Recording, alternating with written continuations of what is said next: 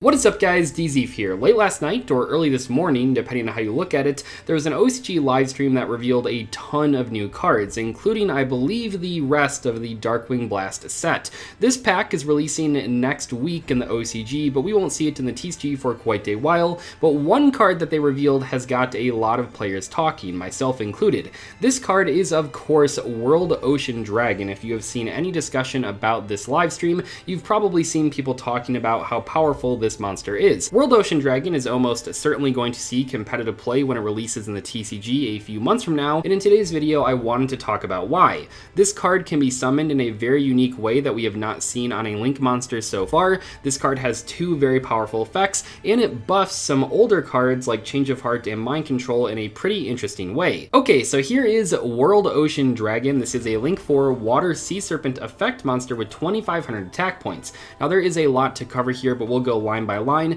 First off, the materials required to summon this monster are very unique. So it takes 1+ effect monsters, which does in fact mean you can just use one Link 4 monster and then summon this using only that Link 4. This has never been done as far as I could find in any Link 2 or higher monster before, so this is a pretty unique mechanic. It's very similar to like the Dingirsu summoning condition on top of a Link monster. It's very similar to the Zodiac Xyz summoning condition, but we really have not seen it on a Link monster like this, and we haven't really seen it in the actual material line on the card. When you're thinking of the Zodiac and the Dingirsu examples, those are actually effects that allow those cards to be summoned that way, whereas this card can just regularly be summoned by using a Link 4 monster. Now, of course, you can still summon this thing with 2 or 3 or 4 monsters, but as we'll talk about in a few moments here, one of the things that makes this card in particular so broken is the fact that it can be summoned on just that one Link 4 monster if you want to. Anyway, let's take a look at its on-field effects. So this card has 3 different effects. The second and third effect of this card are hard once per turn. The first effect says you can only control one World Ocean Dragon, which does make sense. The second effect says during your main phase you can banish as many face-up monsters on the field as possible, then special summon as many of them as possible to their owner's fields in either face-up attack position, face-up defense position, or face-down defense position. And do note here, you, the owner of the World Ocean Dragon, will get to decide where the cards go and which positions they are getting special summoned in. So that is a pretty insane amount of control. Once again here, we're going to talk about just in a few moments how powerful that ability is. Finally though, the third effect on this card says during the battle phase quick effect, you can destroy cards on the field up to the number of co-linked monsters. Might not sound that crazy, but remember, with that second effect, you are basically completely redoing the board. You get to pick all of the placements of the cards, so you can not only give yourself a bunch of co-linked monsters, but also you can give your opponent a couple as well, which you then could utilize to blow up more cards in the battle phase. So there's a ton to cover when it comes to the World Ocean Dragon, but let's go back to those materials because that is really what makes this card so interesting. While you could regularly summon this card like you would with any other Link 4 monster, like with 2 monsters or 3 monsters or even 4 monsters, one of the areas where this card is really going to shine is by being able to summon it after a Link 4 play didn't quite go how you wanted it to. For example, Access Code Talker is a very popular Link 4 monster that appears in almost any deck that plays Link monsters at all, and it's a card that can lose to cards like Effect Failure and Infinite Impermanence.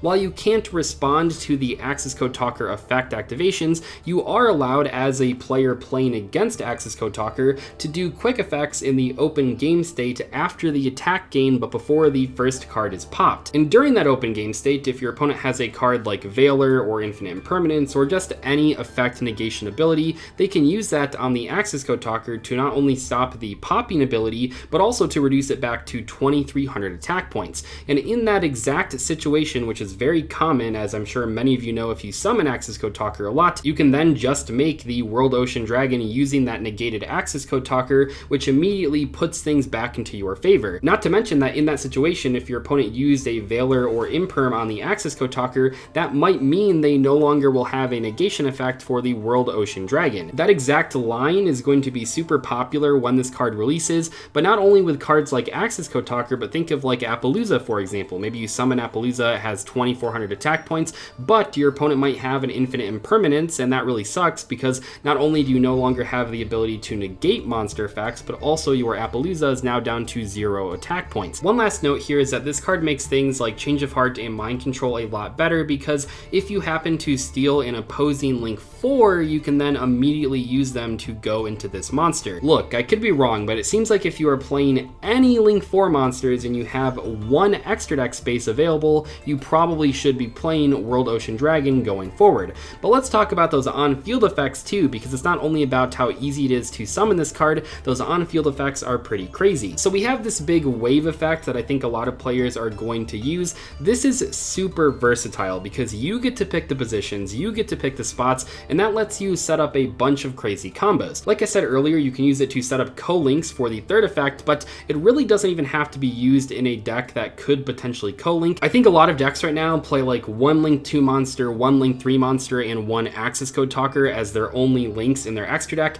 and I think that this card could go along with that package in the extra deck if you do have the extra spot, so don't worry about co-linking too much. But obviously if there are monsters on the board that have arrows that you could use to set up co-links using this monster, by all means do that, but please don't feel like you have to be co-linking if you want to use the Ocean Dragon Lord, because you really don't. For example, you can use this card to reset your own abilities like Baron's Negation Effect, which only works once while it's face up on the field. Well, if you banish it and then bring it back, you now can use that negation effect once again. Also, if your opponent has some monsters on the field that have really annoying continuous effects, you can then just special summon them face down so those continuous effects are no longer active. This card is also great against monsters that require you to deal with counters or equip spells or stuff like that. You know, Borreload Savage Dragon is a pretty good example. If you banish that and then return to the board, it's not going to have its counters anymore. It's not going to be equipped with a monster anymore, which is a pretty big deal, and I think it is one of the reasons why this card is so good. This card happens to be very good at changing your own monster's battle positions as well as your opponent's monster's battle positions. So for example, a lot of special summon cards restrict you to only summoning the monster in defense mode. Well, if you summon this monster, you could then just banish that monster and then bring it back in attack position so that you can actually attack with it. Furthermore, if your opponent controls any defense mode monsters that have low attack stats,